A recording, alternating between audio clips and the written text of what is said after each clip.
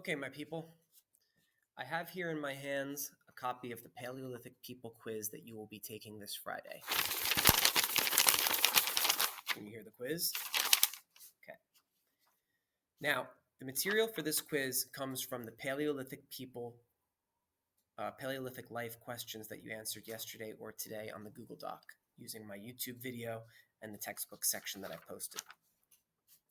But I want to let you know what's on the quiz. First of all, you need to know these words to be ready to go. Paleolithic, home territory, prehistory, migrate, and bands. Now, as you know, groups of Paleolithic people lived in groups called bands. These aren't musical groups. These are large family groups of about 30 members. In good times, they might grow to about 40 or 50 members who lived and moved together in search of new food sources. Now, the movement is what we refer to as migrating. They're moving from place to place.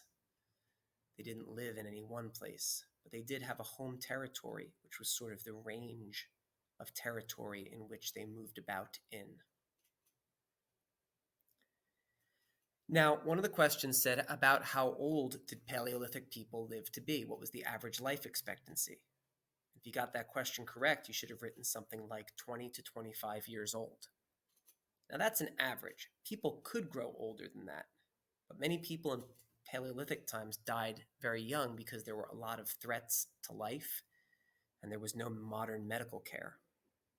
20 to 25 years, though, that means that at 11 or 12, you guys would be about middle-aged. Where would I be? Ooh, don't like to think about it. Now, why were bands always on the move? Because they were in search of food sources. In Paleolithic times, people were called hunter-gatherers. These people we call hunter-gatherers. That has to do with how they get their food. Now, the basic division of labor in Paleolithic times was that the women would do much of the gathering of plant stuff and other material in nature that was edible, things like roots, berries, honey, eggs that they could gather. And we understand that the division of labor was such that men did much of the hunting, whether they were out hunting Ice Age animals like woolly mammoth, woolly rhino, maybe even deer or other animals like that. Now, the Paleolithic refers to being in the Stone Age. That's because people's tools were mostly made of wood and bone and stone. What might they have used those tools for? Well, I think that you might have to go back and look through the textbook if you didn't write that down yet. Some uses of their tools. One tool they had was fire, and they could use fire for a lot of things. They could use fire to clear brush and stay warm. You just use it as a weapon or something for hunting where they actually used fire to move the animals the way they wanted them to go, or for cooking. Certainly staying warm in the Ice Age was a key use of fire. There were other things they did to stay warm, like making clothing in a certain way or what they made clothing of. Maybe you know from the textbook how they made their clothing at this time. The Flintstones clothing is sort of a mock or a joke on Paleolithic clothing, if you look at the way their costumes are designed. Okay, the only other thing I'll say from the worksheet that you did, the Google Doc, is that think about prehistory as being the time before writing. Before writing existed, were people able to communicate with each other without writing? If so, how did they do that? Something to think about. Okay, now I'm going to move into the activity for today, which is what the questions in this Ed puzzle are based on. It's called an illustrated listening quiz. Now, it doesn't count as a quiz, it just counts as any other activity. But the game of this is I'm going to read some paragraphs from the textbook, same textbook that I posted the other day. As I go, there's going to be questions, multiple choice, based on details from the reading. So you have to listen for details closely. This is work on our listening skills, which is always important. I read, you listen, and then do your best to pick the right answer when the multiple choice questions come up. They're going to be in the slideshow here, but they'll also be off to the side as Ed puzzle questions. So you pick off to the side as Ed puzzle questions. You don't need to click anything on the actual video. Okay, here we go. Starting the reading with a section about the Neanderthals. Neanderthal is a funny word because the TH is pronounced like a T usually. Here I go, Neanderthals. The first people on Earth are known as Homo habilis, or skillful man. Next came Homo erectus, or man who walks upright. Then, between about 300,000 and 200,000 years ago, came Homo sapiens, or man who thinks. There are two kinds of Homo sapiens. The first is the Neanderthal, named after the Neander River in Germany, where their remains were first discovered in 1865. Since then, other Neanderthal remains have been found throughout Europe and in parts of Asia and Africa. Scientists estimate that about 1 million Neanderthals were living at any one time. About how long ago did Homo sapiens appear on the Earth?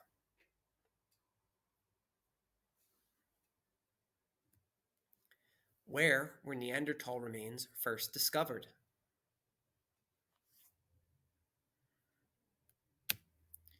Okay, people, so here we have an image of Asia, Africa, Australia, and Europe. The green area shows where Neanderthal remains have been found, mostly throughout Europe, southern Britain, also out to the Middle East and Asia. Here's a Neanderthal man, a hunter. Looks like he's on the move, hunting down some Ice Age animal. Now, Neanderthals were good hunters. We think they had to go right up to the animals and plunge their spears into the sides of their thick hide and furs at this time period.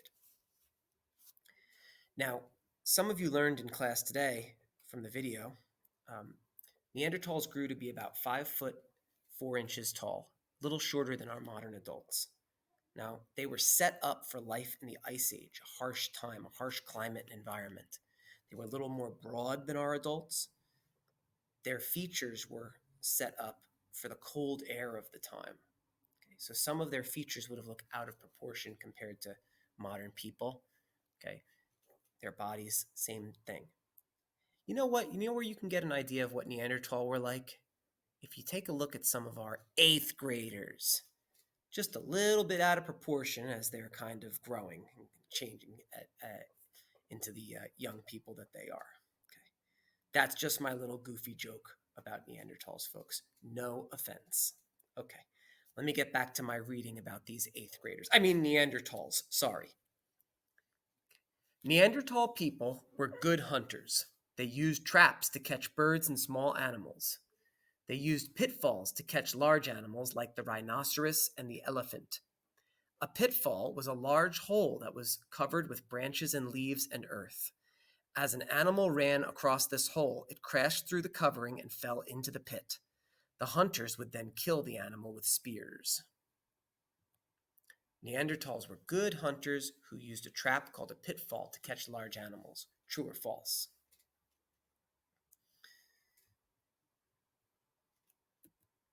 Here's some Neanderthals using the pitfall to capture a woolly mammoth. Neanderthals were also builders. In northern areas, for example, they made houses by covering a framework of mammoth bones with animal skins. More bones piled on top of the bottoms of the skins prevented them from being blown away. As many as 30 people lived in such a house during the cold months of the year. They improved cave dwellings by digging drainage ditches in caves and designing rock protection for entrances. How many Neanderthals could live in a dwelling during the cold months?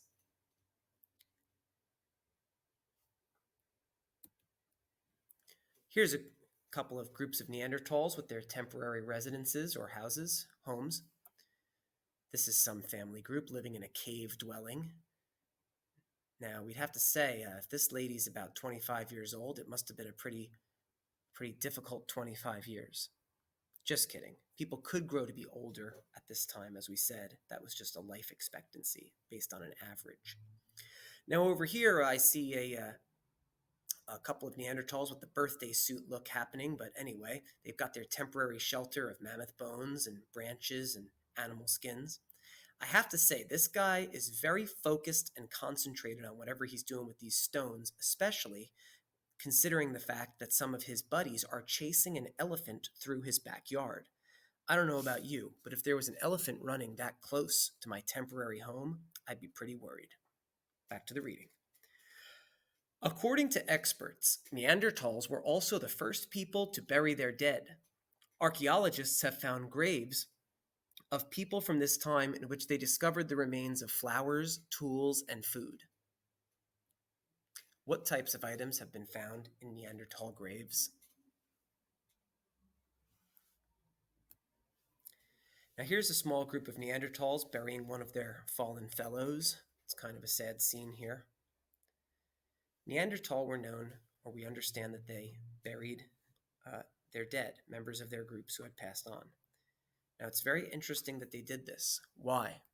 Well, if you see a deer who has been perhaps struck by a car lying on the side of the road, do other deer come out of the bushes in the woods and take the deer away to bury it in a deer graveyard? They do not. If a tree falls in the woods, do the other trees gather around and, bury the tree and say some kind words about it? No, that would be crazy. But people do take care of the remains of those who pass on. Some religions have requirements about how we do this, and there's multiple reasons that people do this. There's health reasons, there's spiritual reasons, and other reasons. But it's interesting that Neanderthal also did this, proving that they weren't very different from our species, even though they were a separate species. Moving on, now we're going to read about the Cro-Magnons, our ancient ancestors. If Neanderthal was our ancient cousins, these people are actually our ancient ancestors. The second kind of Homo sapiens is the Cro-Magnon, named after a rock shelter in France where their remains were first discovered in 1868. Cro-Magnons appeared in North Africa, Asia, and Europe about 100,000 years ago. Archaeologists consider them the first modern human beings. Where have Cro-Magnon remains not been discovered?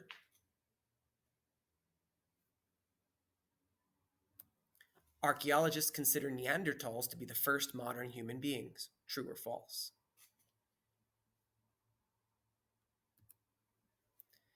This is an image that we'll talk about tomorrow, showing where Cro-Magnon remains have been found. Similar locations to the Neanderthals, actually.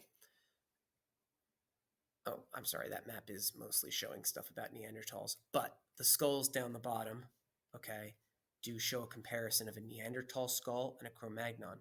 We'll look in more depth tomorrow, but maybe you can already pick out some differences. Cro-Magnons, back to the reading, were very skillful tool makers. Using new tools made Cro-Magnon better hunters, thus increasing their food supply. Points of antler or bone fastened to the end of wooden sticks could penetrate the hides of larger animals. People fashioned antler and bone into spear throwers, a device that made spears fly through the air faster and further. This allowed hunters to stay a greater distance from animals, making hunting less dangerous. Cro-Magnons had better hunting tools, such as spear throwers. The effect of better hunting was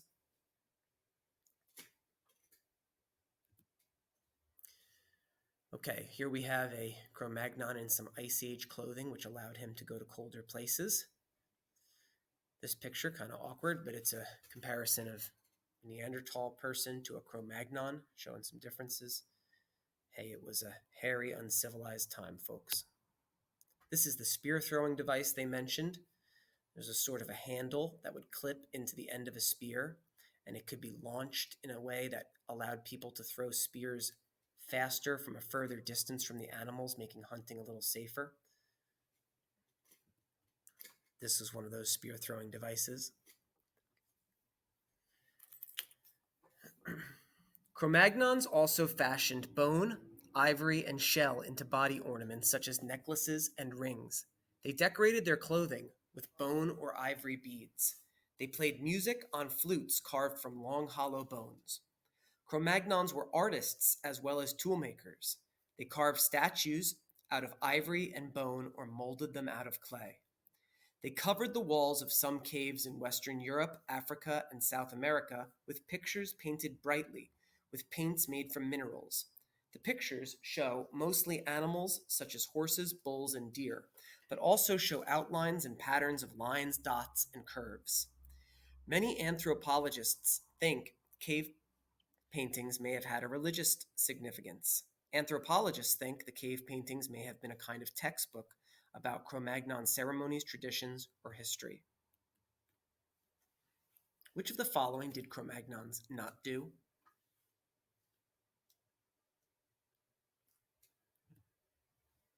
Here's a Cro-Magnon artist doing some painting like those at Lascaux. Cro-Magnon bands cooperated, often hunting large animals together. This required them to jointly agree on rules and the first true leaders.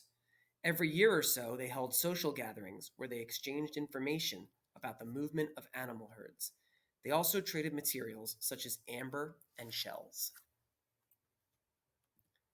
Here's two Paleolithic artists. If you bring your buddy to hold the light, and then you can do some painting, you both can have a chat. Cro-Magnons did all of the following except. Okay, guys, that about wraps it up here for this activity. Thank you for following along, and I'll see you tomorrow.